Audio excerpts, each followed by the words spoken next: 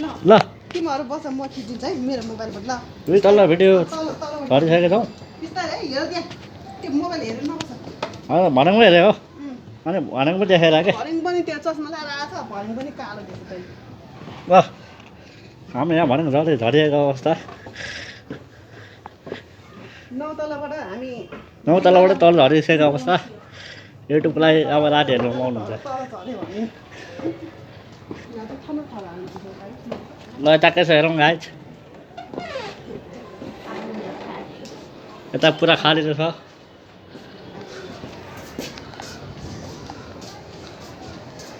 ठाउँ पनि राम्रै छ